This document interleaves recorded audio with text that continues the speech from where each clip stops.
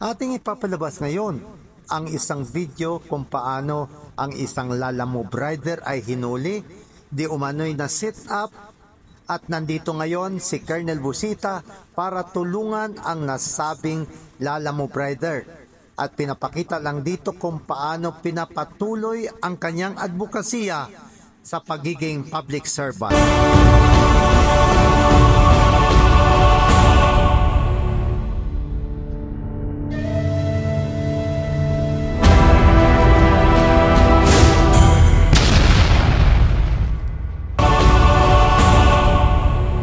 Kayo dumating dito, Mrs. Ikaw, ilang araw ka na? Magkaangkas po kami. Magkaangkas kayo? Deliver po kami. Ikaw, kapatid. Siya naman, asawa mo. By the way, sa inyong lahat, gusto kong ipaalam, kaya ako nandito as advocate, Yes, sir. hindi as congressman. In other words, hindi ko ito trabaho.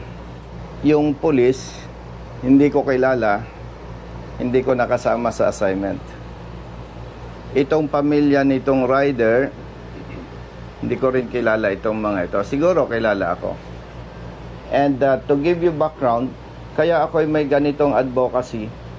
Ako bilang isang anak mahirap na lumaki sa bahay kubo, naranasan namin ng aming pamilya yung discrimination sa pagbibigay ng public service. And nung high school pa lang ako, attorney for your information, biktima na ako ng illegal arrest. Nangarap ako na pag someday, somehow, at nagkaroon ako ng position na may capability ako na tulungan yung alleged victims ng pang-aabuso. Kaya nandito tayo. Nandito ang PAW para magbigay sa inyo ng libreng serbisyo bilang abogado ninyo. By the way, for the information of everybody, ito naman, public service, wala tayong pag-uusapang personal. As usual, ang practice ko, naka-video. Kaya tayo naka-video para kung may mali, yung ating mga kababayan, especially yung mga ordinaryong tao, attorney, parang nalelektura na rin natin. Yun din namang mga kapulisan, kung may maling trabaho, malalaman nila para ma-address natin ito. At kung may mali nga, kung may mali, wag nang maulit. Sabi ng iba, si Colonel kasi may kinikita yan sa AdSense ng YouTube and Facebook. Para malinaw sa lahat, hindi ang interest ko kumita ng pera. Kasi kung ang interest ko kumita ng pera, ipagbabawal ko na gamitin ang video ko. Partner, dito nga kayong dalawa, yung arresting officer dito.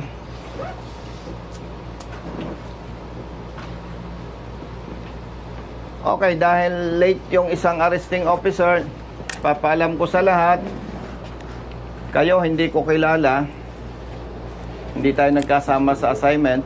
Yun naman pamilya nitong arrested person, hindi ko rin kilala. Nabanggit ko yan to inform everybody na wala tayong personal issue dito. Brothers, for your information, may kasama akong lawyers from PAW. Para, siyempre, ayan ay naisampa na ang kaso according to your chief. At yan naman, kahit hindi pa naisampa ang kaso, hindi ako pupunta para arborin o hingiin ang kaso. And as SOP, napakaganda ng ating government, mayroong in-established na Public Attorney's Office. Kasi alam natin, marami sa ating mga kababayan walang kakayahang kumuha ng sariling abogado. At yung kasama ko, si Colonel Banastaw, siya ang Provincial Chief ng Internal Affairs Service dito sa Quezon Province. At ang mandato naman niya, alam natin, kung may mali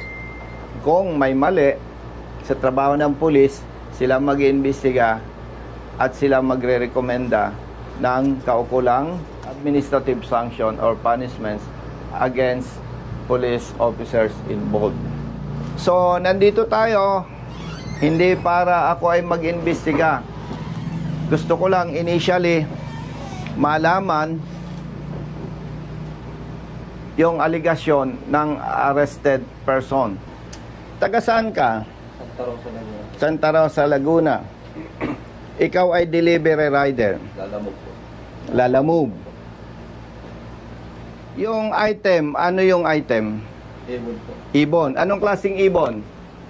Martinez. Martinez, sir. Martinez. Kung Martinez yung item, anong batas ang nilabag? Republic Act 9147, sir. 9147. Wildlife Act natin, sir. Wildlife. Act. Kung ako ang umorder ng ibon, nag-booking ako. Opo. Tama. Opo. Ibig sabihin, kung ako ang umorder, hindi mo ako kilala. Hindi po. Parang nakatambay kang ganon somewhere. Opo. Oops, may nag-booking. Opo. Tama po. Inaccept mo. Tama po. Pinuntahan mo yung item. Opo. Pinick up mo. Opo. Saan mo pinick up? Silang Cavite po. Silang Cavite. Yung pinick upan mo, tindahan or pribadong individual? Bahay po. Bahay. Pagdating mo doon, ang nakausap mo, lalaki, babae. Lalaki po. Anong sabi sa'yo? Yun daw pong, ito na daw po ang pick upin ko na order no nag-book. Okay. Siyempre, in good faith ka, hindi mo naman kilala ang umorder, inaccept mo. Opo. Kinuha mong item. Opo. Tapos, base doon sa booking, saan mo i-deliver? Lucena City po. Nasa Lucena City tayo, attorney, ano? Okay. Nandito tayo sa police station ng Maritime. Nung mag-deliver ka, malayo dito, malapit. Malayo po. Saan lugar? Paglabas po dito sa kanto, yung pong parang diversion road. Yung meron pong building doon na parang lechonan. ICAS lechon. Doon po mismo sa ICAS lechon sa labas po. Dahil ikaw ay rider, nakakaintindi ka, humigit kumulang ilang kilometer. 500 meters po. Okay. 500 meters. No? Parang kalahating kilometro. Okay. Pagdating mo, sino ang nakaharap mo? Yung pong umorder, yung pong bumili. Sino? Si Sir Igiya po. Nung kaharap mo na siya, anong naging pag-uusap ninyo? Bali, tumawag po sa akin yung inorderan niya. Kaya wala daw pong Gcash si Sir. Baka pwede daw po ako na lang ang mag-Gcash. Sige po, pwede naman po ako mag-Gcash. Pero sabihin niyo po sa kanya, tawagan niyo po siya para maibigay po sa akin. Ngayon po, nung nagkausap kaming ganon, binaba ko na po yung telepono, yung cellphone ko po. Naantay ko po na tawagan siya. Pagdating doon sa destination, automatically, siya ang nakaharap mo. Opo. Brother, paano mo nalaman na may deliver siyang ibon? Sige. Sir, ang kakontak ko nun, sir, yung kontak ko na nagangalang Boss LJ. Siya bali, sir, yung nagbibigay sa akin ng info kung nasaan na, sir, yung item, sir. Oh. In other words, alpha mo yon. No, sir, hindi ko, yun, sir, ay, May communication ka sa kanya. meron, Siyempre, sir. Yes, sir, kung ako nagbibigay sa'yo ng info, yes, sir, meron. may communication na. Pinagdala namin, sir. Opa. So, ibig sabihin, may umorder ng item, nag-booking, sa salitang Tagalog, ang malas niya, attorney, siya ang nakatanggap ng booking. Okay? Tapos, nung i-deliver niya yung item, ikaw na ang sumalubong. Tama? O, si attorney.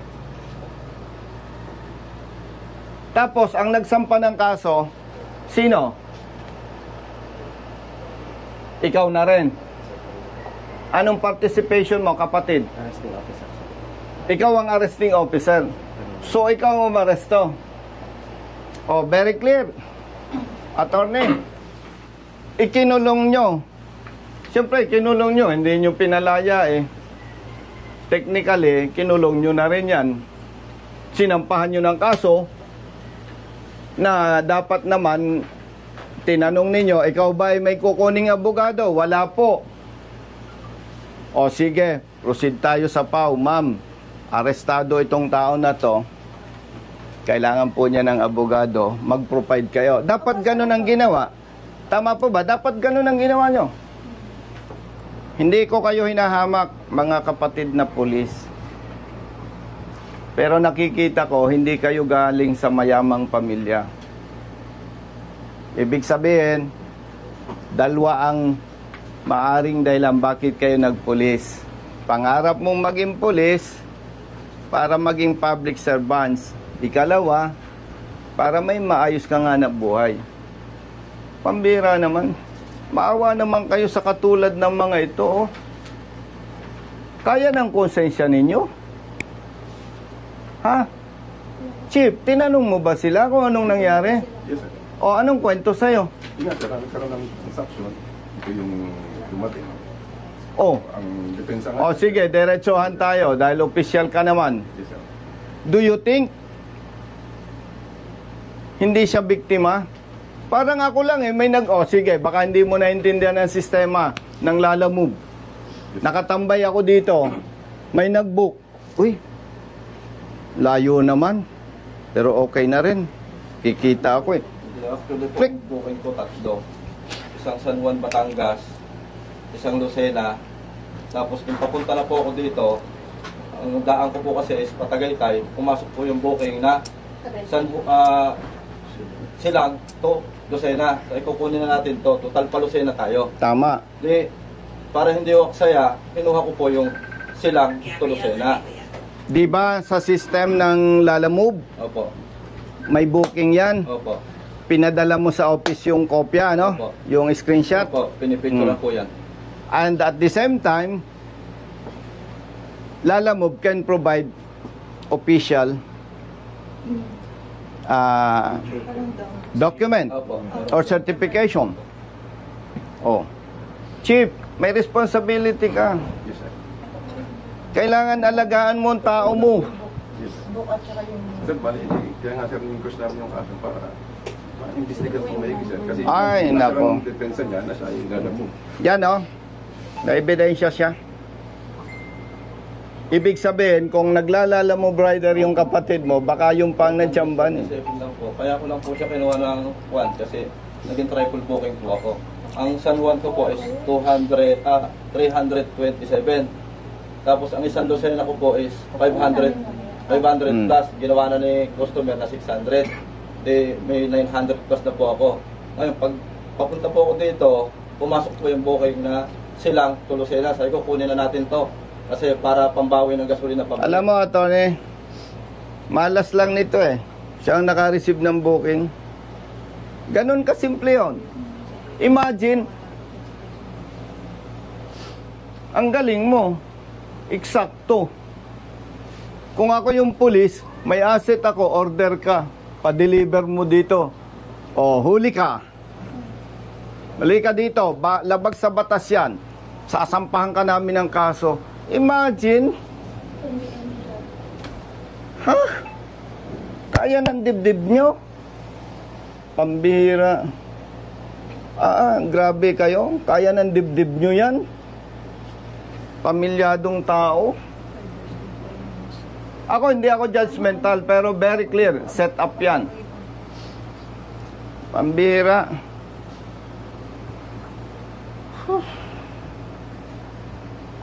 Grabe kayo. Buti nakakatulog pa kayo. May pamilya ka? Meron, sir. Ilang anak mo? Isa, sir. Ikaw? Di may accomplishment kayo? Oh. May accomplishment kayo? May re-report kayo? May arrested person kayo? Wow! Ang galing! Tapos nito, imagine, 6 ang anak. Kaya ng dibdib nyo. Alam nyo, yung mahihirap na tao, isang araw lang walang hanap buhay, gutom ang buong pamilya. Imagine, ang bigat, ang grabe ang dibdib nyo ah. Alam nyo, brothers, yung masamang gawa sa kapwa, may balik yan. Maniwala kayo sa akin. Ako, dati akong pulis ha. Hindi ako kaaway ng pulis. Kaaway ako ng tiwaling pulis na hindi tama ang ginagawa. Imagine. O ano sabi sa inyo sa prosecutor's office? Napipili po ako. Ang una po is, kung lalaban daw po ako is, mga 1 week, 1 month daw po o mahigit pa ang magiging proseso, pero ililipat daw po ako sa kulungan. Ngayon, yung pangalawa daw pong option is aminin ko na lang para 1 week po ma-process na, dito na lang daw po ako mag-i-stay sa kanila. So inamin mo? Inamin mo para po mapabilis talaga ang proseso. See? Kasi may maliit akong bata na 5 years old. See? Bali sir, wala pa po tayong kopya ng inquest resolution. Nasaan yung inquest resolution? Napadalhan na po kayo. Kasi nagtanong kami Thursday daw po. Eh, tapos na. Last week. Wala pa sir, kasi ang sabi sir, hinihingan siya ng indigency para magawa yung resolution para mapababa po yung pensa. Kaso nga lang po, nung dumating na yung indigency, late na po. Holiday na Tapos po. nag-holiday po ng Friday sir. Maniwala kayo sa akin. Maniwala kayo sa akin. Hindi po pwede ang kay General Torre. Maniwala kayo sa akin. Ang gusto niyan trabaho, yung tunay na trabaho, hindi ganyan. Kapareho din yan sa drugs eh. Yung ginagawa ng iba eh. Iba lang ang item. Sa ngalan ng public service, hindi natin ito pwedeng patagalin. Sa katulad nila na walang pinag-aralan, mahirap lamang na tao, isang kahig, isang tuka, stressful masyado yan. Dahil wala kayong may pakitang resolution, hepe, with your personnel and arrested person and his family, punta tayo sa prosecutor's office. Walang violation doon. Tama ba, Atty.? O kaya, let's go. Floor sir. Anong floor? Fourth floor. Fourth floor. Sige, fourth floor. Attorney. Sige po. But ladies first. Chief.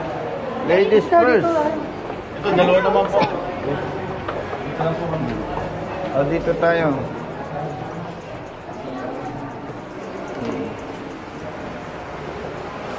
Saan yun? Dito po sana kayo. Ay, ikaw. Si Chief Joel Calino po, si Boss, City Prosecutor. good morning. Good morning po. May kasama ako ha. By the way, Chief, public service ha?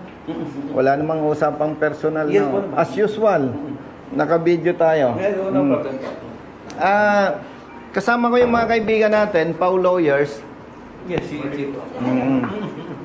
Kasama ko yung IAS, Police. Oo.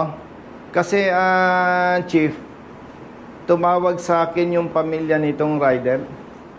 More than ilang days na? 1 week na po. 1 week na. Kami na attorney ng Pau Lawyers galing sa station. So far, wala silang maipresent na resolution. Nandun lang sila sa police station. That's why, nandito kami to check anong status nung sinasabing isinampang kaso. Sino ang piskal mo? Hindi ko po kalala kung sino. Kapatid, mawalang galang sa'yo, Tiger. Yes, Tiger. Di ba ang SOP, tatanungin kung may abogado siya o wala? Yes po, tinanong ko po siya. Ito po kasi Tiger, unang-una, pag mag-i-inquest kami, tinitingnan namin ang kaso kung meron kaming 3 kategorya. Unang-una, ito ba ay summary investigation, ito ba ay expedited preliminary investigation, o ito ba ay regular na preliminary investigation. No? So meron tayong 3 categories.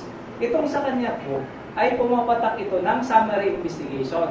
Nung tinignan ko ang kanyang kaso, violation ng Section 27 ng RA 9147, ang parusa sa kanya dito ay pagkakakulong ng 10 araw hanggang 1 buwan. So mabilisan ito. Hindi ito yung na talagang tatagal na gusto. Chief, dahil yan ay nandyan naisampa ng kaso. Naisampa na itong kaso noong June 5. Ngayon, kung may resolution na, ito yung na-file, pwede na po kayong magpiyansa. Sinabi ko po sa kanya yan, Sir, meron po ba kayong Certificate of Indigency para mapababa yung piyansa? Kasi kapag may Certificate of Indigency, pinaliwanag ko po sa inyo. Opo. Natatandaan ko po yan. Ang magiging piyansa yung pinakamalaki ay 10,000. Opo. Or kung mas maliit doon, halimbawa kung ang nakalagay na piyansa, katulad dito ay 12,000, at magsasubmit ka ng Certificate of Indigency, magiging 6,000 na lang po ito. Opo. Pinaliwanag ko sa kanya, Sir, nasabi mo sa akin na kayo ay delivery rider lang. Kung ito ay may file na sa korte, gagawin niyo na po yung depensa. Di ba nasabi ko Opo, tama sa po. korte? Opo, tama po. Ngayon po, kung wala kayong abogado, may libre po tayong abogado sa PAW. Siya po ang magiging abogado nyo. Ito, may binubuhay kasi na 6 na bata, 6 na anak. Kaya ang concern ko, yung legal na pinakamabilis. Simula nung June 5 pa lang, pwede na po kayong magpiyansa kasi nandun na iyon. Attorney, ako may lakad pa sa Kongreso. Bibigyan ko ng pampiyansa. Sinong pwedeng mag-assist? Okay, kasi may nahabol akong oras. Alam ko, hindi kayo pwedeng tumanggap ng pera. Magbibigay ako ng cash, aalalayan nyo na lang. Wala naman labag sa batas doon, no? Kasi gusto kong linawin sa inyo kung bakit nire-request ko sa katulad nilang hindi nakapag-aral, yung pinag-uusapan natin, hindi nila maintindihan. Kasama po namin nandito lang po sa Oo, ganun na lang. I-assume natin na ma-approve yung reduction ng bail. So, 6,000. Ilang araw ka nang wala nga na buhay? 6 days po ngayon. Bibigyan na lang kita ng 6,000 plus 6,000 pampiyansa. Di 12,000. Dagdagan ko ng 3,000. Di 15,000. Brother Matt, bigyan mo ng 15,000 yan. Ay, kung yun nga pala po tungkol sa motor ko na kuha, ano po pwedeng ikuha doon para ma-release din po? Attorney, yung motor niya, hindi pa marirelease yun. May motion to release po, kailangan ng request po yun, na motion to release motor vehicle. May mga proseso din po nun. Oo nga, may proseso yun, pero gaano katagal yun? Sila, i-assist din po ng abogado na handling lawyer. Kayo na mag-assist. Kasi nasa court pa rin po. Kailangan po namin ng certificate na na-impound sa kanila. Tapos po ay mga ORCR, picture po. Saka gagawa pa po ng affidavit. Sa inyo ba nakapaalam? Hindi po. Kapag 12,000 yung bail, halimbawa, hindi na-approve, sabihan mo ako sa office. Sige po. O, Mrs. tawag mo. Maraming Senator na salamat po. mag-assist sa inyo. And, Iyas, ang gusto ko mag-cooperate kayo. Hindi ko kayo inoobliga. Ang hinihiling ko sa inyo, mag-cooperate kayo.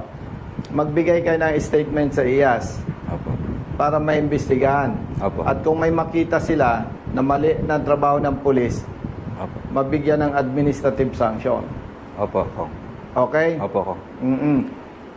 Umaasa tayo na sa tulong ng mga PAW lawyers, ma-release agad yung motorsiklo. Opo. Kasi yung po pang hanap buhay ko. Okay? Kong. Kapag hindi pa ma-release yung motorsiklo nyo, pinaka-the best, umuwi na muna kayo. Tawagan lang tayo. Pwede rin akong makipag-coordinate kay attorney Opo. para hindi sayang yung oras nyo. Alam ko, nakaka-stress yung nag-i-stay kayo sa police station. Sobra po. Dahil masakit sa inyo yung dinanas ninyo. Stressful masyado yon. Malinaw sa'yo? Opo. Ngayon, habang wala kang motorsiklo, di wala kang hanap buhay. Sagot ko yung wala mong sweldo. Salamat po, Kong. Basta ang gusto ko lang, sa ngalan ng batas, mag-cooperate ka. Sige po. Okay? Opo. Ganun lang kasimple yun. Walang personalan, no? Ang request ko lang sa PAW, pare-pareho naman tayong Pilipino, hindi naman tayo magkakaaway, pero pag may nakita kayong mali, ang request ko lang, sampahan nyo ng kaso kung kinakailangan. Tama ba? Lagi po kami ganun. Oo, kasi ang interest lang natin dito, yung mali, may tama.